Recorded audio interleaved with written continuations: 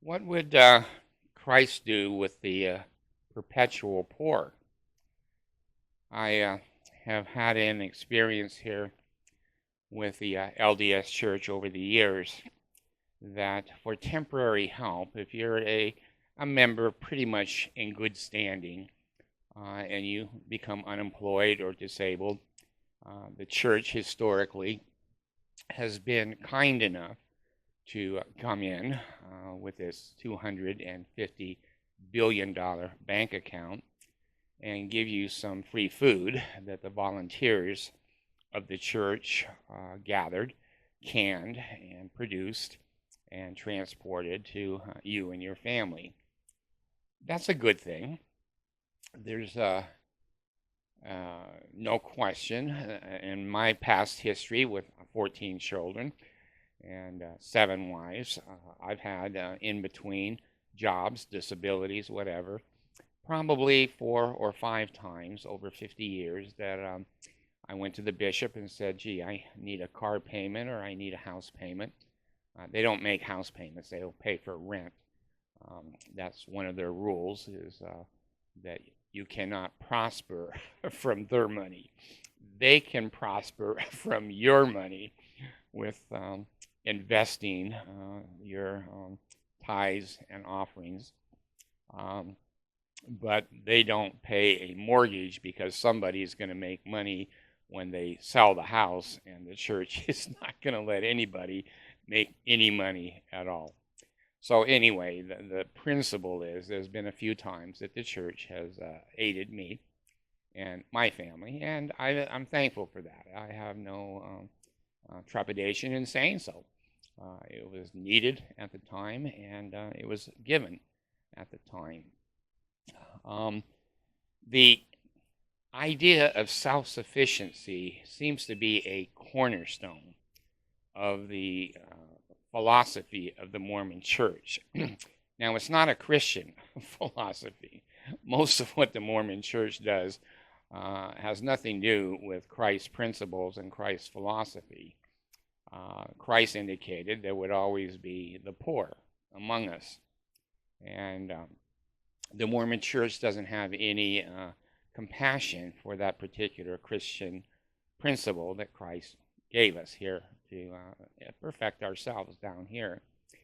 The Mormon Church, like the Good Samaritan, if they find you in a ditch and you're beat up, they'll give you some bandages and they'll tend to you, and they may buy, like the Good Samaritan, a Motel 6 overnight and give you a chance to recover a little bit. After that, you're on your own. You are on your own. If your disability continues, if your poverty continues, if your need for food and clothing and shelter and electricity and utilities continues other than a short period of time, that's what the Mormon Church says to you. Fuck you. We helped you for a couple of months. We helped pay your rent a little bit. Maybe we pay a car payment. We might have been helping you with a rent payment or a portion thereof. But after 1 or 2 months, you're screwed. Go see the government. Go see whoever. But we're not going to use our $250 billion money to share with you. Now, there's some reasonable philosophy that if people are trying to get employed again, if they're recovering from an injury or disability, that they get back on their feet in a month, 2 months, 3 months. That's pretty reasonable for the Mormon Church to say we'll help for a temporary period of time. But here's the problem. What if the person is retarded? What if they can't get a job? What if the person is so disabled that they're blind? They can't find employment. What if the person has no legs and they need transportation or a wheelchair? The Mormon Church turns its back, basically, on those people. after the Good Samaritan philosophy, the Mormon Church basically goes, fuck you, and you're on your own. Well, do they have the legal right to do that? Of course they do. Of course they do. Do they have the moral right to do that? Of course not.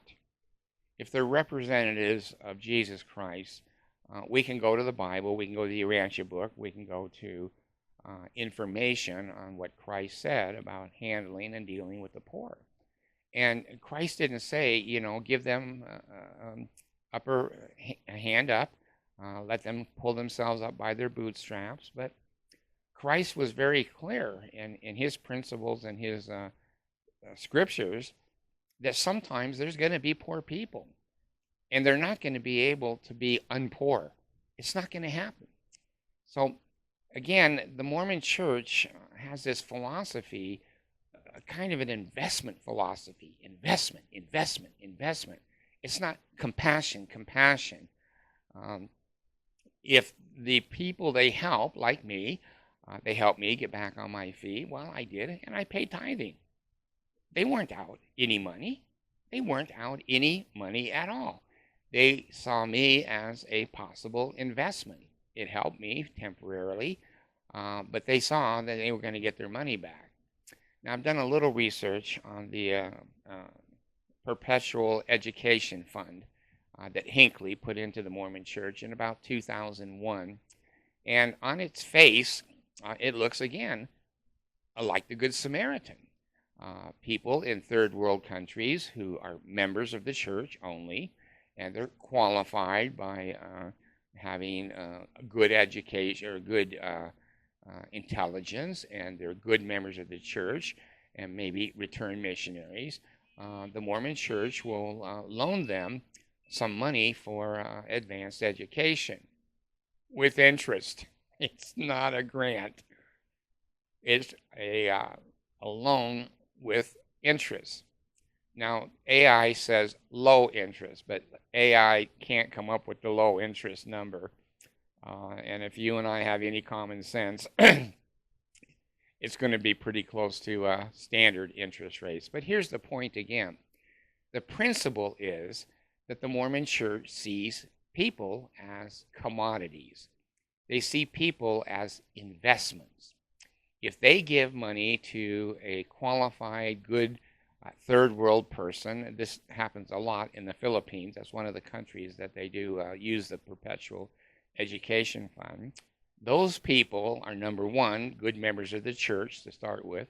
Number two, probably return missionaries.